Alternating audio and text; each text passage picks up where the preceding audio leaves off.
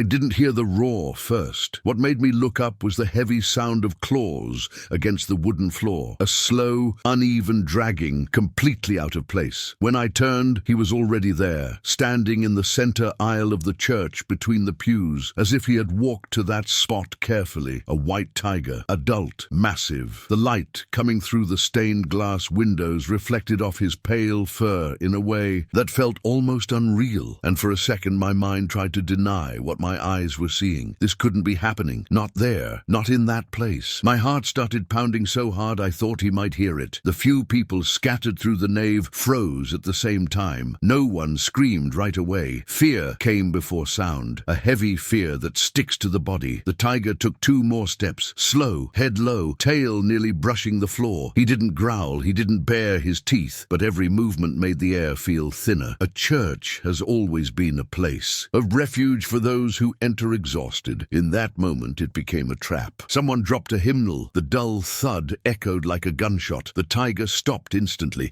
lifted his head. His pale eyes scanned the room, not like a hunter choosing prey, but like someone searching for something specific. I felt an absurd urge to run, but my legs didn't respond. Instead, I took a step forward without realizing it, not out of courage, out of confusion, because something about that scene was wrong. He wasn't behaving like a predator. He was following an invisible boundary. If this story already has you hooked, leave a like, subscribe to the channel, and comment below with the city and country you're listening from. It helps the channel a lot to keep bringing stories like this. That's when he fully entered. The doors were still open behind him, and for a moment I thought he might turn around and leave, but he didn't. He walked closer to the altar and stopped again. His breathing was too fast. You could see his chest rising and falling with effort. Only then did I notice the detail that chilled me more than his presence. An old, dark collar, almost hidden beneath the white fur. This wasn't a wild animal that had wandered in by chance. Human hands were part of this story, and probably pain as well. The silence became unbearable. Someone whispered a prayer. Someone else began to cry softly. I grabbed my phone with a shaking hand, but hesitated before calling. The tiger moved once more, and without warning, simply sat down, right there on the church floor, as if his body had finally decided to stop before his mind could argue. In that moment, I understood that this wasn't the beginning of the danger. It was just the beginning of the truth, because no animal enters a place like that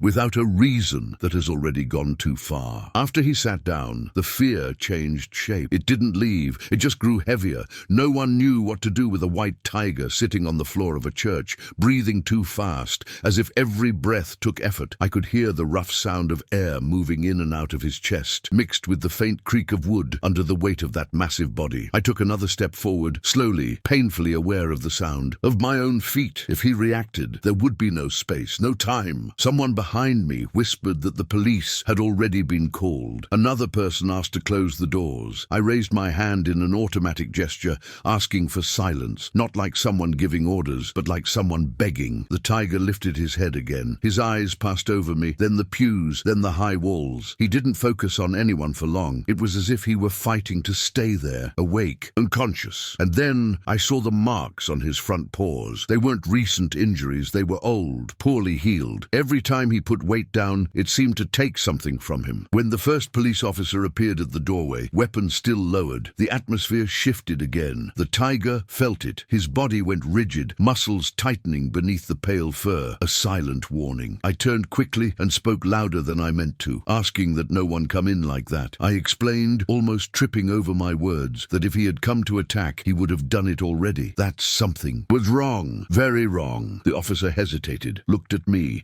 then at the animal sitting on the church floor, as if it had reached the last possible place. That's when the tiger tried to stand. He didn't manage it the first time. His hind legs failed, and the heavy body dropped back down with a dull thud that made several people step away. A low sound escaped him. Not aggressive, not threatening. Short, almost childish. It tightened the chest of everyone who heard it. That wasn't strength. It was endurance running out. My throat knotted because I understood something. Simple and terrible at the same time. He hadn't entered that place by choice. He had entered because he couldn't go anywhere else. When he finally managed to stand, he took only 2 steps before stopping again, swaying. The altar was right ahead, the most illuminated space in the church, the place people go when they can no longer carry something something alone. With effort, the tiger turned and lay down there, head low, eyes half closed. The officer lowered his weapon without realizing it. I heard someone cry out loud now, no longer trying to hide it. And it was there, looking at that massive animal lying on sacred ground, that I became certain there was still something we didn't know, something that explained why he had crossed an entire city to stop exactly there. I didn't realize I was holding my breath until the dizziness hit. The white tiger lying near the altar made the space feel smaller, as if the church had shrunk around him. The wooden floor creaked with the micro-movements of his body, and every time he inhaled, I could see his fur tremble slightly, as if the cold had gotten inside him. The officer at the door said something into the radio. Codes, short words, perimeter orders. Outside, I could already hear hurried footsteps, car doors slamming, voices stacking up, and with a strange, heavy certainty, I understood that the next danger wouldn't come from the tiger. It would come from us. Everyone step back, someone said, but no one wanted to turn their back on him. People retreated without taking their eyes off the tiger, bumping into pews, tripping over bags, knocking over water bottles. With every sound, the tiger's ear twitched like a tired radar. I moved a little closer, not out of courage, but out of a need to understand. The old collar was clearer now, worn dark leather, with a piece of metal that looked torn from whatever had been available. A chain, a carabiner, something improvised. The skin beneath it was marked, as if it had been tightened for a long time. This wasn't an animal that was simply loose. It was an animal that had belonged to someone, and that realization sent a chill through me, far worse than the threat of claws. The officer's radio suddenly blasted at full volume. He turned his head, answered quickly, and I caught a word that made my blood go cold. Shooter. Not because someone wanted harm for its own sake, but because in situations like this, there's always someone who believes the problem needs to be solved permanently. I raised my hand again, asking for calm, and felt people's eyes on me as if I had stepped into a role I never wanted. I wasn't a hero. I was just the closest one to the problem. A second officer entered with short, cautious steps, and the tiger opened his eyes fully. Light from the stained glass caught his pale irises, and for a brief moment it felt like he was looking straight at me, as if choosing me. But it wasn't a choice. It was last resort instinct. He tried to lift his head, failed, and made that sound again. Not a roar, not a growl, a low, broken call. And then something happened that turned my thoughts upside down. Someone answered. Not a person. It came from somewhere else. A muffled, weak sound, almost lost, like a cry trapped inside something. I froze. So did the officer. The entire church seemed to stop. The tiger lifted his head instantly, as if that sound were a thread pulling him back to life. His body tried to rise again, and I saw his front paw shake. He didn't move forward, but he turned his muzzle toward the side hallway, the hallway that led to the small storage room where we kept donation boxes, extra chairs, choir instruments.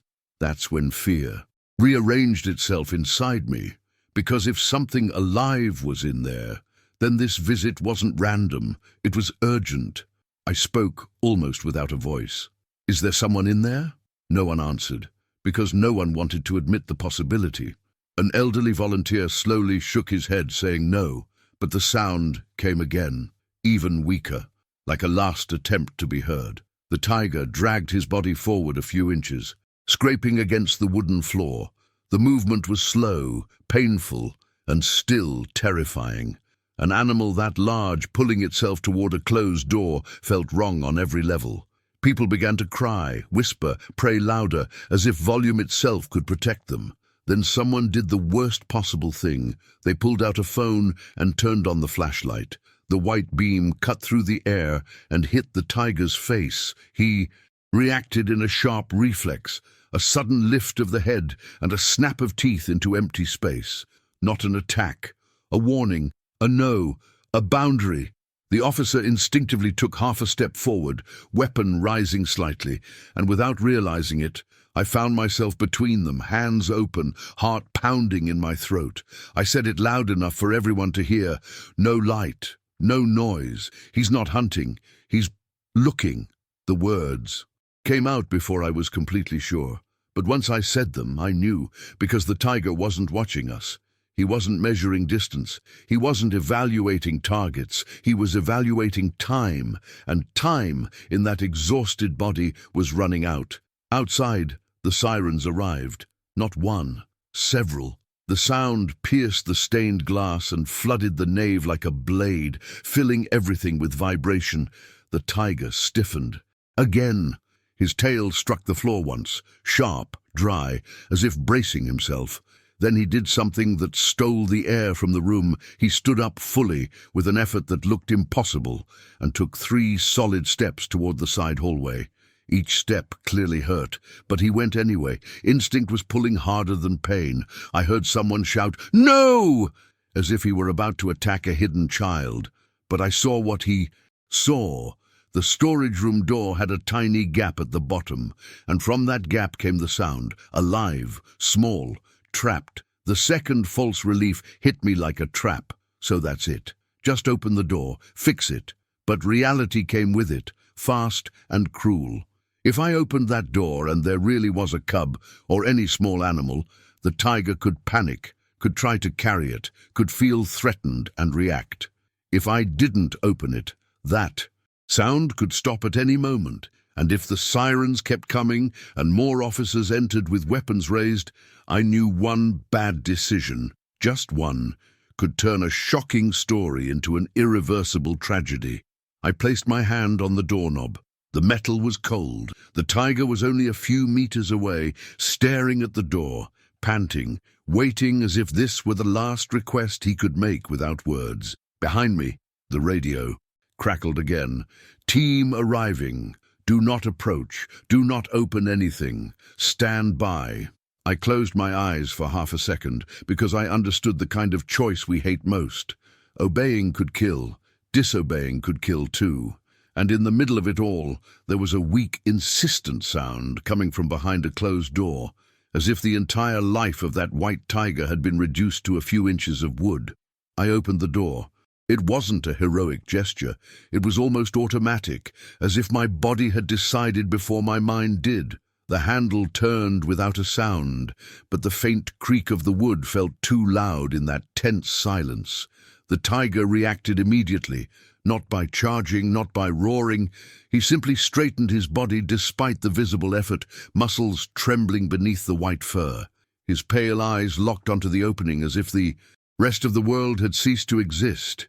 Inside the small room, the light was dim. Stacked boxes, folding chairs, the smell of dust and old paper. And on the floor, between 2 forgotten donation boxes, there was something that made no sense in that place. A cub, small, white as well, wrapped in a dirty cloth, breathing poorly, its body far too thin for the age it should have been. The sound it made was no longer a call. It was the last trace of one, as if even that was fading. Someone behind me let out a sharp sob. The officer held his breath. My legs weakened for a second, not from fear, but from understanding. That explained everything. The impossible walk through the city, the choice of the church, the refusal to attack, the insistence on moving forward even when the body no longer obeyed. He hadn't come looking for help from humans. He had come looking for time. The tiger took 1 step forward and stopped, respecting a boundary only he seemed able to see. I knelt slowly, speaking softly, more to myself than to him. I lifted the cub with extreme care. He was far too warm, dehydrated, alive by very little. When I raised him, the tiger released a deep, vibrating sound that traveled through the church floor like an ancient echo. It wasn't a threat. It was relief mixed with fear, and then everything happened too fast. 2 officers moved instinctively, weapons rising when they saw the tiger shift. I shouted for them to stop, really shouted, without thinking about who was listening. The tiger took half a step forward, his paw failed, and he nearly collapsed. That changed everything. The older officer understood before anyone else. That animal no longer had the strength to attack anyone. He was standing purely on emotional urgency.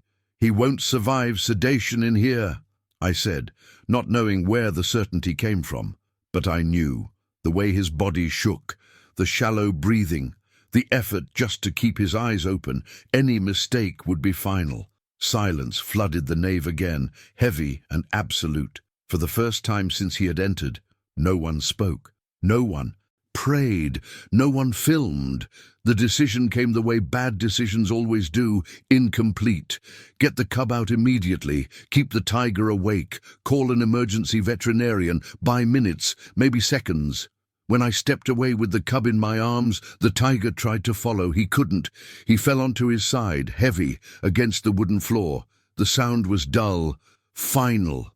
A shock rippled through the space. Some people screamed.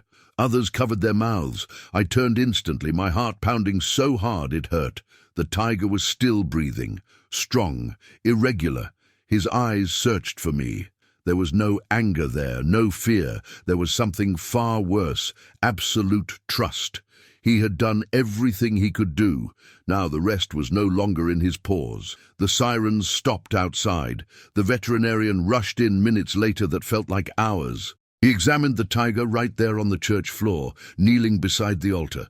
Then he said quietly, without hesitation, if he had walked any farther, he wouldn't have made it. While they prepared the transfer, I stayed kneeling near his head. I didn't touch him. I just stayed there. The tiger blinked slowly, once, twice, and then closed his eyes. Not in surrender, but in forced rest. For the first time since he entered, he stopped fighting his own body. When they carried both away, the cub in an improvised incubator, the tiger on a reinforced stretcher, no one applauded. No one spoke. People opened a path in silence, as if allowing something too sacred to be explained to pass through. And in that moment, I was certain the hardest part of the story still hadn't happened. Because saving someone is one thing. Living with what that reveals about us is another. After they took the tiger and the cub away, the church didn't return to normal. Even with the floor cleaned, the pews put back in place, and the doors closed, something had broken inside, and it wasn't visible. I sat on the front pew, my hands still shaking, trying to understand at what point in my life I had become the person holding a white tiger cub in the middle of a nave, arguing with armed officers about minutes and heartbeats. Outside, journalists were already gathering. Sirens had been replaced by camera flashes. The world had arrived late. I was taken to a small room in the back to answer questions. Who I was, what had happened, why I opened the door, why I stepped closer. I tried to explain something that didn't fit into a report, that it didn't feel like an attack, that it didn't feel like a lost animal, that everything about that tiger's body said now or never. Some people nodded. Others took notes as if it were just another strange detail of an absurd incident. At one point, someone asked if I had been afraid. I told the truth. I was afraid of doing nothing. Hours later, a veterinarian from the state sanctuary called me. His voice was direct, professional, but there was tension. Underneath, the tiger had arrived alive, barely, severe dehydration, extreme exhaustion, old injuries to the paws and hips. The collar had caused deep wounds over the years. She lived in captivity, he said, for a long time. The cub was worse than he looked, recently born, too weak to regulate his own body temperature. If he had spent one more night in that dark room, he likely wouldn't have survived. When the call ended, I had to rest my forehead against the wall to keep from crying. In the days that followed, the story exploded. Tiger invades church. Wild animal interrupts service. Miracle or security failure? People who had never set foot there debated what we should have done. Some said it was irresponsible not to shoot. Others called it a divine sign. I didn't respond, because none of those versions came close to the truth I had seen in that animal's eyes. It wasn't a miracle. It wasn't madness. It was a limit. 2 days later, police found the place she had escaped from. An improvised warehouse hidden among abandoned buildings, reinforced bars, drag marks on the floor. An exotic pet, as the report called it. Years of confinement, improper feeding, used for private photos. The cub had been born there. The mother, because... Yes, we now knew she was a female, had broken part of the enclosure in the early morning, injuring her paws even more to get out. It wasn't escape out of curiosity, it was escape out of desperation. I returned to the church a week later, alone. I sat exactly where she had collapsed, closed my eyes, heard again that low, almost childlike sound that had cut through the silence, and I understood something that never left me after that. She hadn't entered because it was a sacred place. She entered because it was the last place where the noise stopped, where no one ran, where the door was open. We like to believe animals understand our symbols. Sometimes we're the ones who need to understand theirs. Then came the call I didn't expect. The veterinarian asked me to come to the sanctuary. He said the female wasn't eating well. She became agitated when caretakers approached the cub, that she responded better when someone spoke softly without moving much. I asked why. He answered carefully, "She recognized you, by scent, by voice." When I arrived, the place was completely different from the church. Open, quiet in another way. Tall fences, trees, earth. The female lay there, thinner than I remembered, but alive. Her pale eyes followed me. From the moment I entered her field of view, I stopped where they told me to stop. I didn't move closer. I didn't do anything except speak. I said the temporary name they had given her. I spoke softly. I spoke slowly. Then she did something that made my knees give out. She turned her head toward the cub and nudged him gently with her nose, as if to say, "Look." The cub was stronger now, still small, still fragile, but alive. The veterinarian beside me whispered, "She wouldn't have made it here without you." I shook my head, because the truth was something else. I had only opened a door. The one who had made the entire journey, through the city, through pain, through fear, had been her. And I knew there was still one final part of this story left to tell, not about rescue, not about shock, but about consequence, about what remains after the impossible happens, and we can no longer pretend we didn't see it. I thought that after the visit to the sanctuary, the story would end there. That meeting felt like the natural closure, the point where everything makes sense, and you're finally able to move on. I was wrong, because some stories don't end when the danger passes. They end when the consequence arrives. 2 weeks later, I was called in to give an official statement, not as a curious witness, but as someone who had made decisions outside protocol, opening the door, approaching, preventing a shot. One of the investigators was direct. "You understand that if anything had gone wrong, you would have been held responsible?" I did, and I answered something I never thought I'd say out loud. "I understand, but I also understand that if I had done nothing, someone would have died in there." He didn't reply. He just wrote it down. The person responsible for the illegal captivity was identified. An ordinary man. No violent history, no villainous appearance. Someone who treated a white tiger as an investment, not a life. When I learned the full story, I felt a cold, quiet kind of anger, different from the shock of that day, because what nearly killed that female wasn't the city, the escape, or the church. It was time, years spent being reduced to something she was never meant to be. At the sanctuary, recovery was slow, not cinematic. There were good days and bad days, days when she accepted food, days when she turned her head away. The cub, on the other hand, advanced too quickly for someone who had almost never begun. He ran clumsily, bit at leaves, tripped over his own paws. Every time he wandered too far, she pulled him back with a firm nudge of her nose. Alive, present, mother.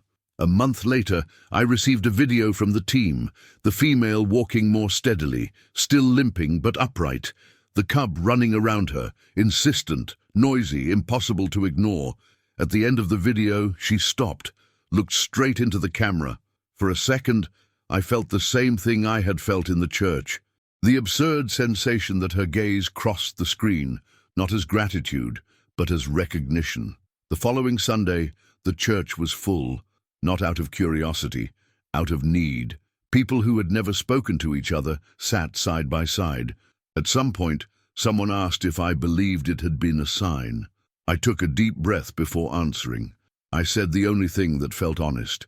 I think it was a warning about what happens when we turn life into possession, about what happens when someone reaches their limit, about what happens when a door is open and we decide not to close it. Today, whenever I enter that nave, my eyes go automatically to the spot near the altar, not out of fear, but out of memory, because there I saw something that changed the way I understand strength, not as attack, not as dominance, but as the ability to keep moving when everything should already be over, not for yourself, but for someone else. The white tiger didn't enter the church to be saved. She entered because there was nowhere left to go, and what happened after that wasn't a miracle. It was a choice. Ours.